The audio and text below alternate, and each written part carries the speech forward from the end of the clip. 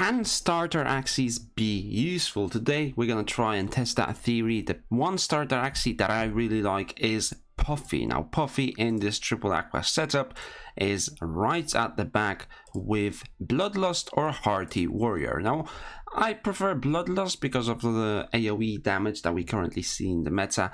Hearty Warrior might not be the best option, and then we have Baby as well, which it has innate. I added innate to it because of the round 1 disable that we currently have. Now the rest of the Axies have Sponge, have Calcium Warrior at the start or Calcium Armor at the start, and Heart of the Ocean in the mid lane. Now this one, Robin, not the best of cards. I did try to find a different Axie. Maybe we can do that. I could go for something a little bit different, but I don't have the perfect Axie. It has to be either a Sponge or a Bubble Maker, in my opinion, just to make sure that these Axies survive enough and Puffy can deal that damage. So we're going to try and find out whether this team does work. I played a couple of games with it a couple of days ago and it was working fine. The current rank is about top 500, top 600. So let's jump into the first game, see how Puffy does. And we do get our first match versus a Beast backlane, Aqua frontlane, Plant in the mid lane. One unfortunate thing is that we are going second. Now going second is not the best with this team because you want to play that Baby as soon as you can. So I'm gonna play that Baby. There's no point really hitting into that shield, so I'm gonna go for the Baby. I'm gonna go for the Bubble Maker, make sure that my front lane does have enough shield and it does have the bubbles to just to keep it alive as long as we can, and that should give us that survivability. I do have an Oranda in my mid lane. Now the trick with my Oranda is that I have a charm that targets the back lane because a lot of people are running Beast on the back lane. So what I want to do is get my Oranda and then get rid of those Fury stacks so my opponent doesn't get his rage as he wants to. So that's the little trick right here. Already sitting on 2 leaves, not ideal for me because I don't really have that much damage to kill these Axies at once. Therefore he's gonna get some leaf value. We'll see how that goes. Goes for the Cactus, 72 damage. 3 leaves now, that is a lot of leaves. That is quite a lot of leaves. Now what do we do? I could go for the Oranda, but I don't think that's gonna be the best of options. I could go for the Bubble Maker. I think I'm just gonna go for Puffy, just because it deals so much damage. You can see it right here. That is about 100 damage every time it hits. So a lot of damage. I could go for the Telescope with an Emo so that I have one more hit. Let's just hope that we get an Oranda this time around so that I can get rid of that Rage. Unless he's running some Rage runes. Does have the Imp and he does have the Nutcrack. Let's see if he did draw them. Goes for the Goda. Doesn't have a Rage on that Goda. Goes for the Ronin. 8 stacks of Fury. Let's hope that we get the Oranda and we get rid of those stacks. And that's exactly what we get. Down to 3 stacks he goes.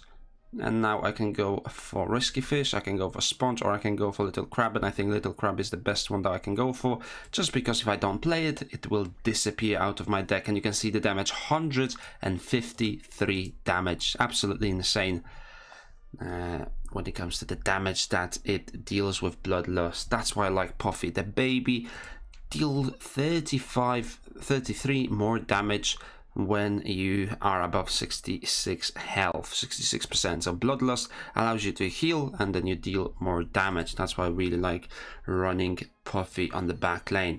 Now turn 7 and we almost lose our front lane Axie. Hopefully I can kill that Beast before it goes to a Rage. I would need a Puffy, I would need an Oranda, but I'm not gonna get those because of the Confused that I have. Double Fear, I mean, how come do I have Double Fear? Balloon went to my front lane. I'm really not sure. We had to be Hatsune. Maybe double Hatsune. That is the only way I can see that happening. And now, is it worth risking? I don't think it is. I think I just play the Sponge and I skip the turn. Not much that I can do. Very unfortunate. But it is what it is. I have to keep my deck clean. I don't think it was worth it. I wouldn't even break the shield, so getting those two confused would have been a net negative play. 4 leaves on the front lane, 4 leaves on the mid lane, and 120 health on that back lane. Now 9 Fury stacks. Let's see whether I can get an Oranda or I can get a telescope. Unfortunately, that is not the case. I'm gonna go for the Puffy and hope that I can hit that back lane. Let's see what we can do. I killed the Aqua, so it's not the worst, but it's also not the best. My opponent goes into a Fury mode. Let's hope that he has quite a lot of revenge cards. Not the case again. Goes for the Razor Bite. Goes for some shield. Let's see what else he can come up with. Heals that backlane. 173 damage with the Ronin is quite a lot. Not sure whether going for the Oranda is the play here. It definitely could be. Just so he doesn't heal, and then I can get my Puffy and I can win that way. Blood Moon will also come into play in just a second. And it is absolutely terrible when it comes to the cards that I get. I was never able to play a Nemo. Never really played the Robin as well. And look at the cards that I'm gonna draw. Too confused. A Risky Fizz that I can't use. A Robin that I can't use. A Nemo that I can't use. Oh, absolutely terrible when it comes to the card draw. I wasn't able to kill that back lane beast when I needed to. So quite unfortunate. But it is what it is. The only thing that I really don't like with this Puffy is that you do have the random effect when it comes to attacking with this card right here with Puff. You are down to the RNG, which is not always in your favor. I'm still sitting on so many cards that are just not helping me at all. And when you are left in a 1v1, Puffy really doesn't do that well. The reason for that is because your baby will not come into effect if you drop below 66% health, and with Blood Moon as well as a beast on the backlane, the case is you most likely are gonna go below 66% health. You can see him using all the cards that he can before he probably goes for a Ronin, and then he's just gonna smack me. That doesn't happen, so maybe there is a chance. Let's see whether we can draw a Puff. We do get a Puff right here. Now let's hope it hits the back lane twice. That's once. That is not. Oh, come on. Does the Blood Moon hit for 40? I think it should. It does. Okay, so there's still a chance. He doesn't really have many attack cards, only a Cactus and a Razor Bite. If he does have both of them, he will win. If he doesn't, there is still a chance that we can win. So let's just hope that something does help us. Goes for the Cactus. And he goes for the revenge cards twice, and he's gonna take the win. A little bit unfortunate, it did come close at the end, but no cigar. Let's jump into one more game. Let's see whether we can go first and take the win that way. Again, we are going second. My opponent is running a double beast. Unfortunate, but what can you do?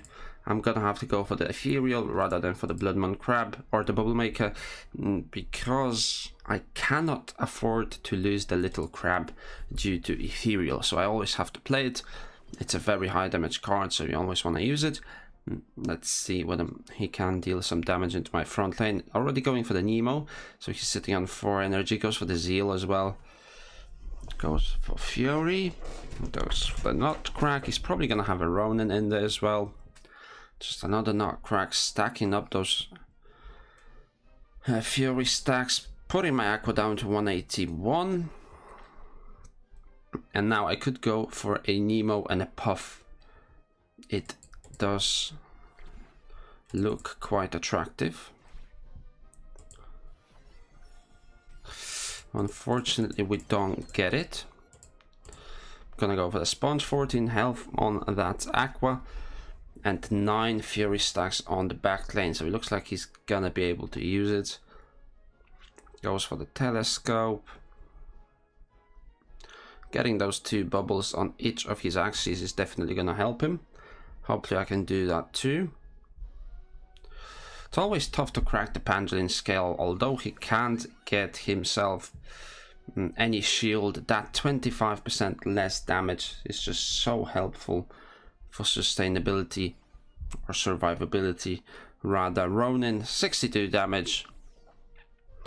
Not enough to kill my front lane, not quite. And he did get rid of those Ronins, or those bubbles, using that that bubble maker that he had. So we're gonna go for the Soul Star and get rid of that.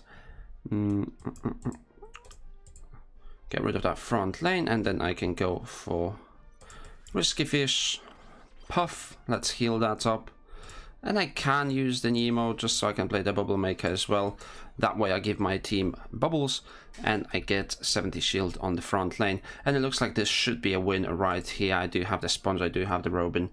So I should be able to survive for long enough where my Puff can deal isolated damage into the back lane.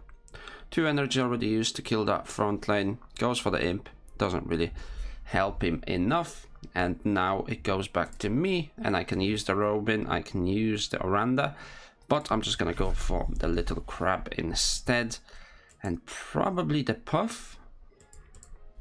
I think I'm just gonna go for the Puff and hope that I kill the mid lane, and that's exactly what happens. Now it's a 1v1 with the back lane, or 1v2 rather, but I'm expecting him to kill it, unless he has a ridiculous amount of revenge card, and he's not gonna be able to do that.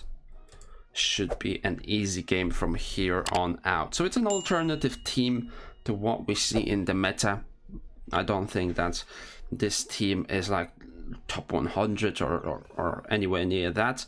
But what it does do is allow you to play with some starter Axies and still be competitive. So we can see right here how much damage this deals. 3 cards and the backlane beast is dead, and that's it for this episode. If you guys enjoyed this starter Axie, or if you have a team with starter Axies, let me know in the comment section down below.